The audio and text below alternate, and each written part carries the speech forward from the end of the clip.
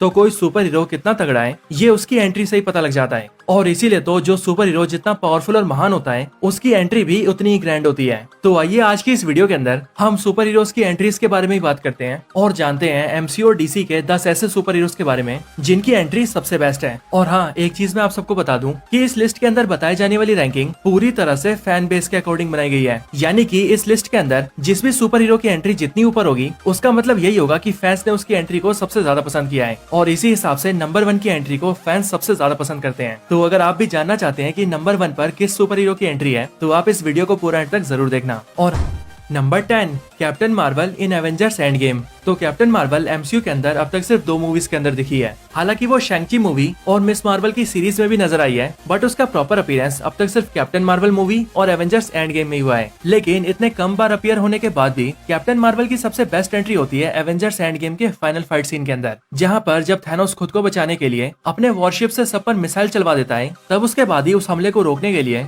और super heroes की मदद करने के लिए वहाँ पर कैप्टन मार्वल आती है और अपनी एंट्री के साथ ही वो थैनोस के उस बड़े से वॉरशिप को एक ही टक्कर में डिस्ट्रॉय कर देती है। और उस हमले को देखने के बाद थैनोस के भी होश उड़ जाते हैं। वैसे सही बताऊं तो मार्वल स्टूडियोज ने कैप्टन मार्वल के इस एंट्री को सबसे ग्रैंड बनाने के लिए सारा दम लगा दिया था, लेकिन तब भी एमसीयू के कुछ ऐसे फैंस हैं जिन्होंने उसकी इस एंट्री को पसंद ही नहीं किया था, और वो भी कैप्टन मार्वल की वजह से। बट हाँ, कोई कैप्टन मार्वल को पसंद करे या फिर ना करे, बट वो ये जरूर मानेंगे कि उसकी एवेंजर्स एंड गेम वाली एंट्री सबसे बेहतरीन एंट्रीज में से एक है।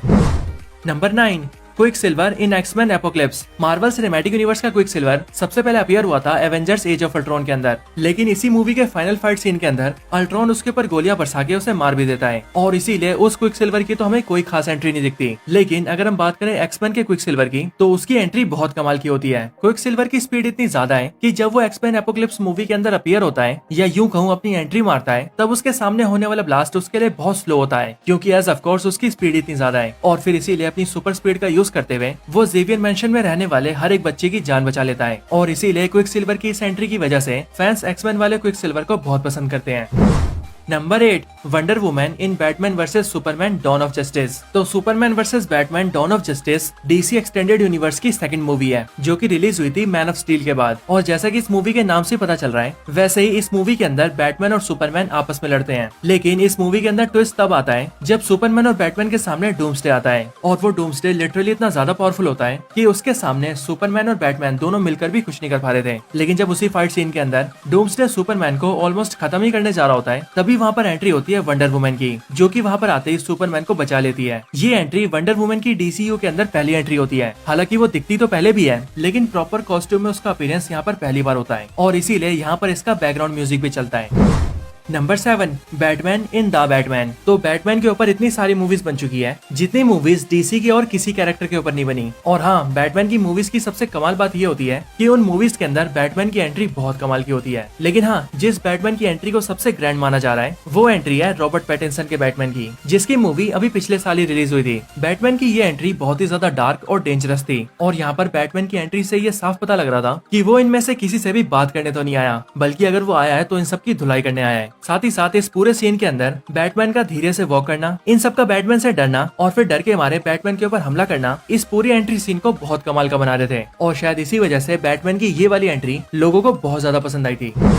Number 6 captain America in Avengers infinity war. तो कैप्टन अमेरिका एवेंजर्स के लीडर हैं और लीडर्स की एंट्री हमेशा ही ग्रैंड होती है। हालांकि Captain America Civil War movie तक भी कैप्टन की कोई खास एंट्री नहीं थी, लेकिन ये सिनेरियो पूरी तरह से बदल गया एवेंजर्स इन्फिनिटी वॉर के अंदर, क्योंकि जब इस सीन के अंदर ब्लैक ऑर्डर आर्मी वांडा और विजन के ऊपर भारी पड़ रहे होते हैं और उन दोनों को ऑलमोस्ट खत्म ही करने वाले होते हैं, तभी उस टाइम पर वहाँ पर एंट्री होती है कैप्टन अमेरिका की, जो की उन दोनों के लिए एक उम्मीद बनकर आते हैं। और ये उम्मीद इन दोनों के चेहरों पर दिखती है, क्योंकि जैसे ये दोनों कैप्टन अमेरिका को देखते हैं, वैसे ही वांडा और विजन दोनों ये समझ जाते हैं कि अब उन्हें डरने की कोई जरूरत नहीं है। साथ ही साथ कैप्टन के इस एंट्री सीन के अंदर उनके साथ फैल्कन और ब्लैक विडो भी होते हैं, और ये तीनों ही मिलकर ब्लैक ऑर्डर आर्मी के मेंबर्स की छुट्टी कर देते हैं और इन्हें इतना गिरा गिरा के मारते हैं कि इन सबको यहाँ से भागना पड़ जाता है।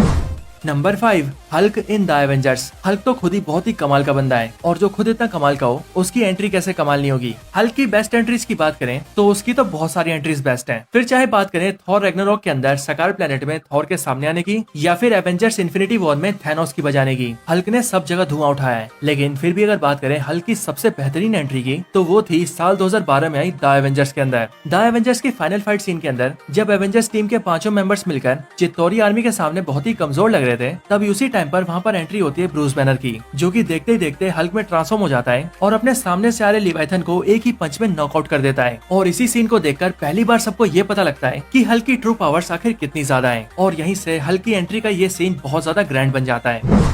Number 4, Superman in Zack Snyder Justice League and Black Adam. तो सुपरमैन की भी बहुत सारी एंट्रीज कमाल की हैं, लेकिन अगर इसकी भी सबसे कमाल एंट्रीज की बात करें तो वो एंट्रीज हैं जैक स्नाइडर जस्टिस लीग और ब्लैक एडम मूवी से। Zack Snyder Justice League movie के अंदर जब स्टेपनवुल्फ साइबोर्ग के ऊपर अटैक करने जा रहा होता है और बिल्कुल उस पर अटैक कर ही देता है, तभी उस अटैक के होने से पहले स्टेपनवुल्फ के वेपन के सामने सुपरमैन आ जाता है, और जब स्टेपनवुल्फ का वो वेपन सुपरमैन पर जा लगता है तब उस अटैक से सुपरमैन हिलता तक नहीं है, और फिर उसके बाद वो स्टेपनवुल्फ की ऐसी धुलाई करता है जैसी स्टेपनवुल्फ ने सोची ना होगी। लेकिन इसके साथ ही सुपरमैन की एक और एंट्री वाला सीन बहुत कमाल का है, और ये एंट्री सीन आता है ब्लैक एडम मूवी के पोस्ट क्रेडिट सीन के अंदर, जहाँ पर जब ब्लैक एडम अमांडा वॉलर्स की स्क्रीन को डिस्ट्रॉय कर देता है तभी उसके धुएं के हटने के बाद वहाँ पर आता है सुपरमैन, जो कि वहाँ आते ही ब्लैक एडम से कहता है कि उसे उससे बात करनी है। वैसे ये सीन जितना ज्यादा देखने में सिंपल था, डीसी फैंस के लिए ये उतना ही ज्यादा डीप था, क्योंकि ये सीन एक बहुत बड़ा हिंट था सुपरमैन वर्सेस ब्लैक एडम के लिए। लेकिन अब क्योंकि डीसी रिबूट हो चुका है, इसीलिए अभी आने वाले कई सालों तक हमें फाइट बिल्कुल नहीं दिख सकती।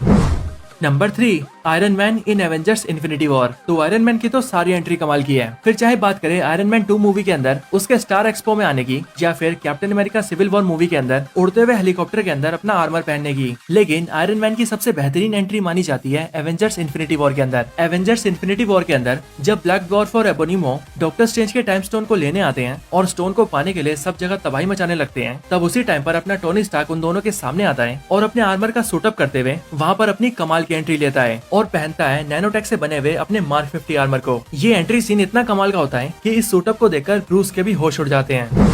Number 2, Thor in Avengers infinity war. तो एवेंजर्स इन्फिनिटी वॉर के अंदर कई सारे सुपर हीरोज ने अपनी सबसे बेहतरीन एंट्री ली थी, लेकिन इन सब में से भी जिस सुपर हीरो की एंट्री सबसे ग्रैंड थी वो था अपना तूफान का नेता थॉर। इस मूवी के अंदर थॉर के पास कोई वेपन नहीं होता, और इसीलिए थैनोस को मारने के लिए वो अपने लिए स्टॉर्म ब्रेकर जैसे वेपन को क्रिएट करवाता है, और फिर जब उसका वेपन क्रिएट हो जाता है तब उसकी मदद से बाइफ्रोस्ट खोलकर वो सीधा वकांडा में एंट्री मारता है, और अपनी एंट्री के साथ ही वो कई सैकड़ों आउटराइडर्स को जान से मार देता है। और थॉर की एंट्री इतनी कमाल की होती है कि वहाँ बैटलफील्ड के अंदर भी सबके होश उड़ जाते हैं, और जो इस सीन को थिएटर्स में देख रहे थे उनके मुंह से तो उनकी चीखें निकल जाती हैं। इस टाइम पर थॉर अपने सबसे पावरफुल फॉर्म में होता है, और इसी वजह से आगे चलकर जब थॉर अपने स्टॉर्म ब्रेकर से थैनोस पर वार करता है तब थैनोस 6 इन्फिनिटी स्टोन्स की कंबाइंड पावर्स का यूज करके भी उस अटैक को रोक नहीं पाता, और थॉर का स्टॉर्म ब्रेकर सीधा थैनोस की छाती में जा घुसता है।